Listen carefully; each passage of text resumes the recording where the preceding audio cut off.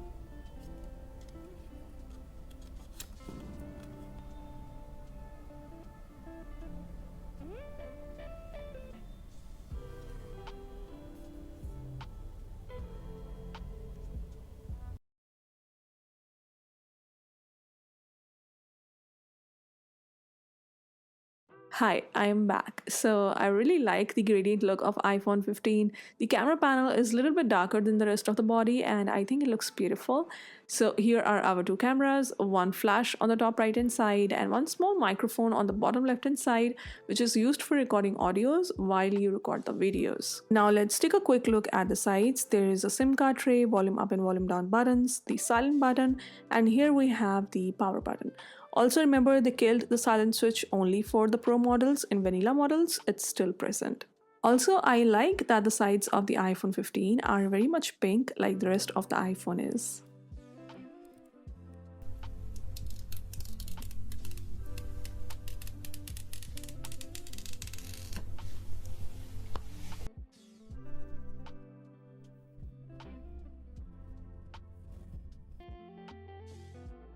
I brought the brightness of my studio light a little bit down because I wanted to show you guys how pink this iPhone is.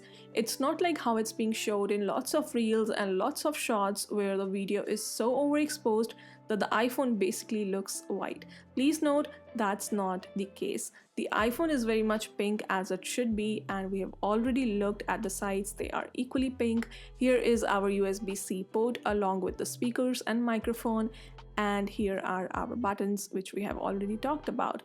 And now that's not it. It's time to unwrap our charging cable. One thing that Apple did good this year, along with the USB-C port, is that the charging cable is braided. Now, trust me, every time I got a new phone, the charging cable that came with it was broken around the mark of 6 months. More than that, it didn't used to sustain. But this one is very much durable because it's braided, and I hope that it will stay around, let's say, 12 to 18 months at least. For people who are wondering how long is the cable, well, it's exactly 1 meters long and you will have to buy the adapter yourself.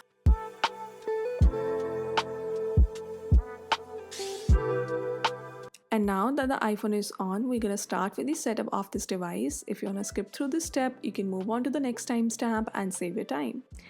I really like how the iPhone greets you in different languages when you start it for the first time. I think that's really beautiful.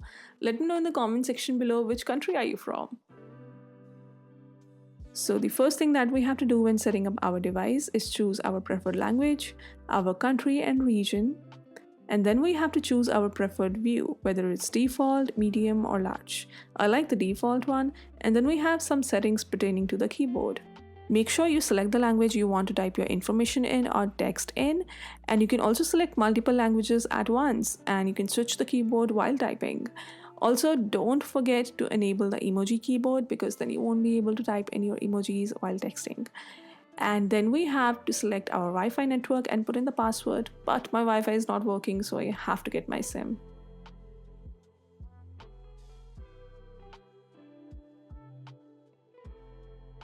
Let's use the SIM tray pin that we got with the iPhone and use it to take the SIM from my old phone.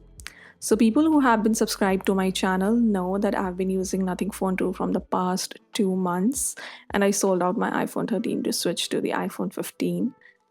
And it has been a different experience using Android after a while. But now I'm back to my phone and I'm gonna put my SIM here and continue with the setup once again. If your mobile data speed is good and you don't want to download some heavy software update or restore your backed up iCloud data, it will move you smoothly and quickly through the process of setting up your iPhone. And now it's time to put in the Face ID, which I will do later, but instead I will put in a passcode. And I suggest that you don't copy me here because it's 123456 for the sake of the video. So just don't do it. Your information will be stolen. Put in some good, strong passcode. And here is the step where we can restore data from our iCloud backup or transfer the data from our old iPhone. So yeah, you can do that if you're on Wi-Fi or if you have more than enough data on your phone plan. And now I'm being signed in and I have to put in the passcode for my older iPhone, which I think it's great because I don't remember any Android phone ever asking me to put in the passcode of my older device for security purposes. So I think iPhone is great in that department. And now we have the emergency SOS. The last two options got added in at the launch of iPhone 14, and they're great. We will talk more about it in the review video of this phone. But if you ever want to activate the emergency SOS yourself, just press and hold the power button along with either of the volume button. It will be started. And now the iPhone is done and ready to be used. I love this fresh feeling of using a new iPhone. It's just so good. So generally, when I set up my new phone, the first thing I do is download Pinterest and search for some wallpapers. And I do this every time, but this time I feel like doing something different. Although I'm already searching for some new wallpapers and I'm gonna keep them on my phone for some options. But what I'm gonna do this time is I'm gonna click a picture myself and set that as a wallpaper. And I will try to make it as beautiful and aesthetically pleasing as possible. So I'm not just gonna go anywhere. I think the aesthetics are right there on my desk. And here we go. I think there are some great pictures. And now I'm gonna crop them to be of the dimensions of a wallpaper. This I got from Pinterest. I think it's great, but no, I want this right now. So I'm gonna go on edit and I'm gonna go on the crop and then I'm gonna tap here and set the dimension of a wallpaper. Simple, right? It's just so cool. This is something which came with iOS 17, which I'm gonna make a separate video on, so be ready for that. And now it's ready. Let's make some adjustments. I think that's enough. I'm just not gonna go overboard with the editing because I think it looks beautiful as it is. The little bit of editing that we did just made it even better. So I was about to just set it as a wallpaper right away, but then I saw the info button and I wanted to see if it will show the results pertaining to the name of the book, and it did. I was impressed by this feature of iOS 17, but I'm gonna just save it for the iOS 17 video and set it as a wallpaper right away. I think that the predetermined color which is coming, it's like pink. I really love it. I don't want to change that. So I'm gonna stick to it. The iPhone was intelligent enough to do it itself, so I like that. And now it's done. And I think that it's even more beautiful than choosing any wallpaper from internet. Like I made it myself. So I really like that.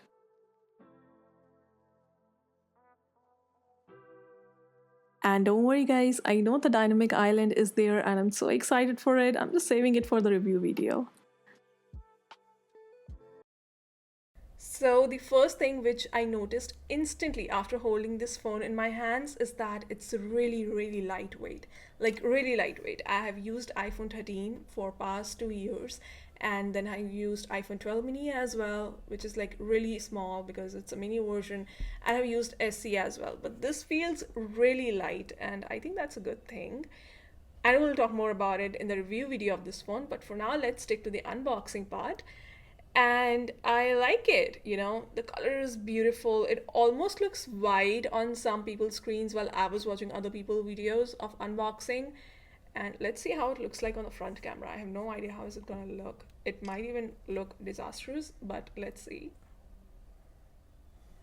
Oh, so the front camera is not really able to do justice to the color of this phone, and I don't think that's the phone's fault really, or even the camera's fault that I'm recording with. It's just that how the colors are. They are light pastel shades, but on top of that, they are babyish pastel shades, very light colors. And that's the case with every color in this phone. Do I wish that the Apple experiments with colors a little bit? Well, yes, that would be a really fun thing to see. But I cannot even complain that these colors are not beautiful. They are really pretty. And the matte black shade is also beautiful as well. So let's just take a look at other colors of iPhone 15 so you guys can decide for yourself which color do you like better in case you are planning to buy one. The first color I'm going to put my hands on is blue. I think it's really beautiful. It reminds me of the mountains and the snow because maybe of the blue color, and the sides look equally blue as well. And then we have the matte black shade. And I would not say that it's very attractive if it was not matte, but it is very attractive. And if I was not buying a pink phone, I would definitely go for this because it was really good. And then we have this green shade, which I didn't think was gonna look good at all, but when I looked at it, I was taken aback because it looked really soothing and calm, like a sort of minty shade. So I really like that about it. And then we have the yellow color, which I hated looking at it when I was at the store. But when I came home and I was looking at the clip, I was like, oh, maybe it reminds of sunshine. I think it really depends on the perspective. And now coming to the colors of iPhone 15 Pro series, the first color that I picked was natural titanium. Obviously, I think it's a justified replacement of golden color.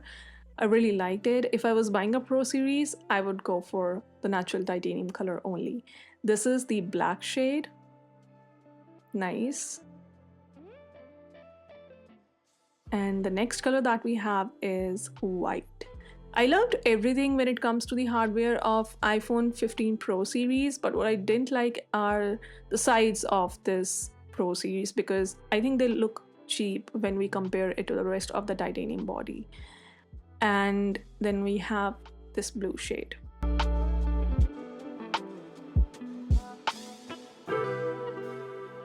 Now, for the sake of some people who might be thinking what is the difference between iPhone 13 pink and iPhone 15 pink, you can see it in front of you. The difference is vast. 13 almost looks beige, but 15 doesn't. So guys, these were the colors in iPhone 15 series and they all looked very beautiful. Although the colors in iPhone 15 vanilla series were kind of light, but they're still very pretty. And when I was going to buy this phone for myself, I watched some unboxing videos of other creators just to get an idea of which color I'm going to buy. And when I watched those videos, I felt so disappointed because the colors looked so whitewashed and I felt like the iPhone lacked pigmentation. But don't worry, that's not the case in real life, as you could see. And I think that I did a fair job in capturing those colors. Let me know in the comment section what you guys think about it. And let me know also in the comment section that which color are you going to buy? I would be excited to see your answers. Oh, and also more videos pertaining to iPhone 15 are coming soon, so stay tuned for that. I'll see you guys in my next video. Till then, bye.